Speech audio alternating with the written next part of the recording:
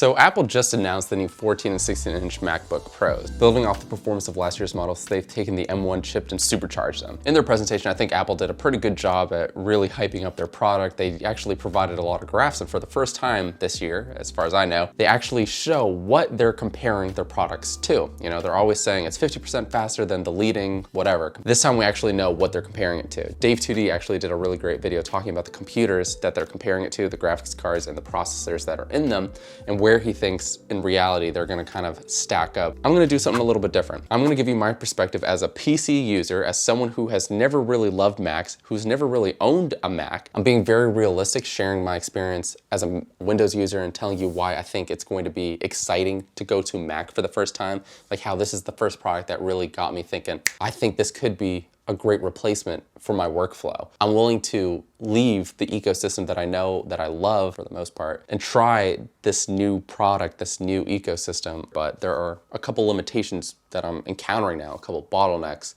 that I'll also explain and tell you why I think Mac is going to be doing a better job. So I made my order. It should be coming in a week. Stick around for this whole video so you know the thought process behind making the switch and what I'm really excited for with the new MacBook.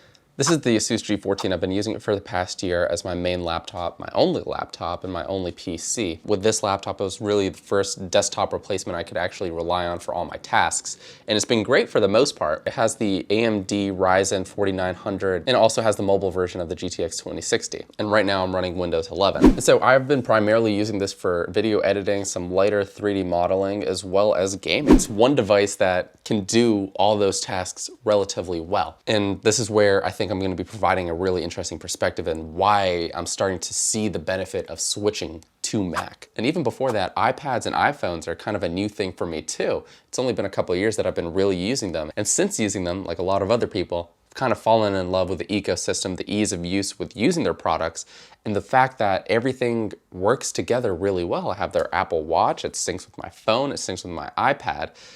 And now I'm starting to realize if I had those same advantages on my computer, that could really help with my workflow too. They have done such a good job with how their devices work together now and how you can start a task on one device and continue it on another, or how everything kind of flows together, your notifications, your calls, your messages. I am fully committed now to making the switch over to the Apple ecosystem. To be honest, it's going to be a new ecosystem that I have to learn going to macOS. I know that Windows 11 is doing a lot of things to kind of emulate the feel and look of macOS because I know a lot of people love that. It's maybe streamlined, it's more elegant, and it's more cohesive overall, which I think is great. I think probably one of the more interesting things for me in the switch to macOS is going to be figuring out maybe file management a little bit, as well as alternative solutions I'm gonna have to figure out with running certain programs and games for sure. I know macOS is notorious for having a very weak game library. One of the biggest games I play is Overwatch. And in part, I'm thinking maybe it's good that I'm not gonna be able to play Overwatch easily.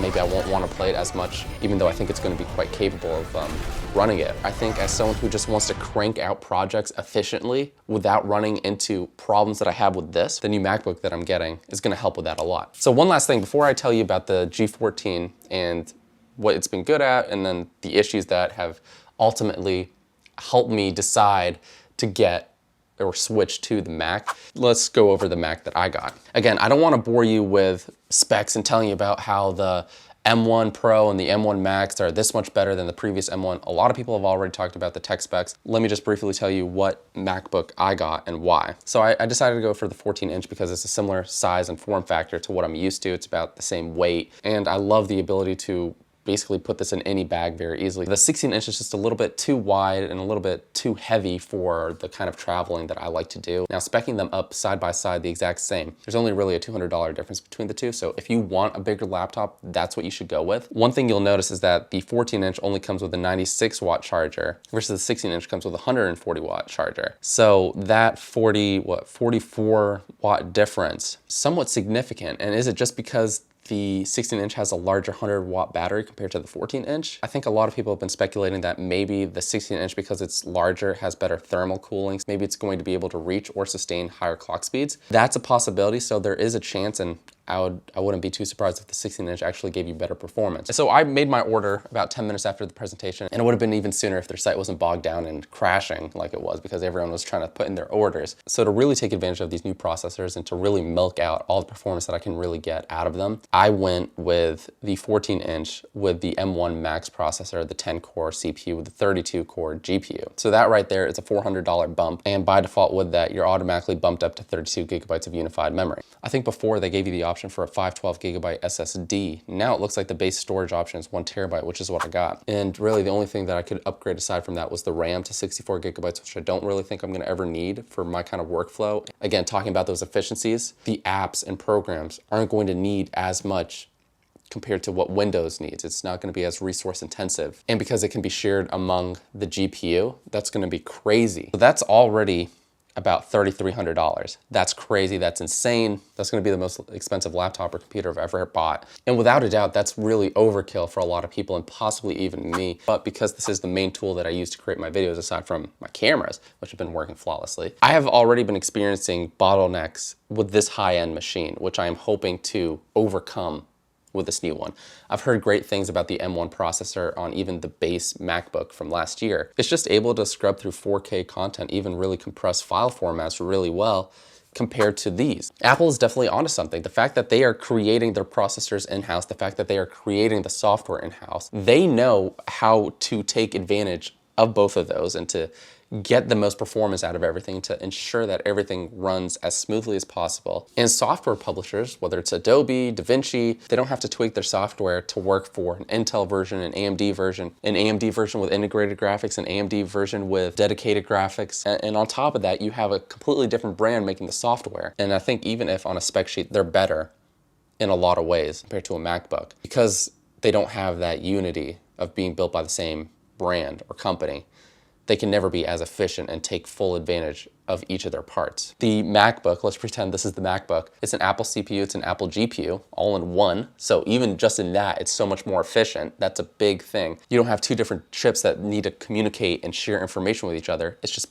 all built in, so that's more efficient, and they can share resources a lot easier that way too. With my video editing workflow, I am working with the Sony a7S III with 4K 10-bit content. 422 file codecs will not work efficiently on this, and I either have to do a proxy workflow, which I refuse to do, or I have to turn down my video previews way down in order for it to play for just a few seconds before it hangs up again. And even when I'm shooting 4K 120, that's even harder to work with, so I work in 8-bit. I don't even do 422. It's just 8-bit 42. It's not even 10-bit. So I can't even take full advantage of my camera because of the limitations of my computer hardware. But I know that Adobe, again, similar to what we were just saying, they can make software better on the Macs because the processor and GPU variations are limited. They don't have to optimize for Intel and AMD and various different graphics cards. It's just Apple. The new MacBooks have insane battery life. The 14 inches, 17 hours, and the 16 inches, 21 hours of video playback. I'm hoping, and this was one of the real limitations with this, even though its battery life, maybe 5 hours of real world use off a charger, but once you start video editing, I mean, you're into like an hour or two. And with that, you're still not getting the full performance of the unit when you're off the charger, which really sucks. So that also was a bit of a letdown because I think its full charger is 180 watts and it needs to be plugged in to 180 watts to get the full performance out of it. And with the new MacBook Pro 14-inch being 96 watts, that means my smaller, more portable chargers will give me the full performance and charging speeds that I would expect. I think 14-inch continues to be the perfect size for a lot of creators like me who work a lot at home or at their studio or their office, but also need to work on the go. They travel a lot for various client projects, and they need to have that same workflow. It'll be really interesting once I get my MacBook in hand to see what kind of rendering improvements we can get, as well as just general efficiencies compared to my previous workflow. I'm really excited to see that. And building off of that, and something that I'm really, really excited to try is Sidecar. I have used other apps in the past like Space Desk and Duet Display to either mirror or use this as a second monitor, but there's always a bit of latency and delay there that just made it feel pretty laggy that I never really used it too much. So I'm thinking, because I already have this, I already take this on the go all the time with my laptop, I'm more likely to use this as a second screen now and really get a larger 2-monitor experience on the go with 2 devices that I always carry with me. I don't need to bring a dedicated monitor with me. That is gonna be really cool to see how well that works. Although this has better port selection in a sense, because it has full-size USBs, it doesn't have an SD card slot, which is stupid. You know, every content creator needs SD cards still, so I'd be willing to have a thicker, heavier laptop if it meant not having to bring additional accessories or potentially forgetting them. I don't think the notch is that bad. In fact, when you think about it, you're getting more screen real estate, guys. Like, people are freaking out about the notch. They're like, oh, they're doing what they did to the iPhone. I don't care. I'm getting a better display than this. This is 1080p. Do I even have a webcam on here? I don't even have a webcam on here, okay? I don't have a webcam down there or here. There's no webcam on this device. It looks better, it's a better display. I can see it outside better because it's gonna be brighter. That's another thing that's exciting. I can actually work with this outside in nature. It having better speakers is gonna be cool too. I mean, I don't really listen to media off of the laptop itself unless I don't wanna wear headphones when I'm editing on the go. So in that sense, that can be cool. Or if maybe I'm showing a client a project that I'm working on in the process and they're with me at the time, being able to listen through the speakers itself again, instead of giving them headphones. Typically, I bring a mouse and keyboard with me on the go, so I don't really use the actual keyboard and mouse on the laptop itself, but I know that MacBooks generally are well known for a good typing experience, so that's cool too.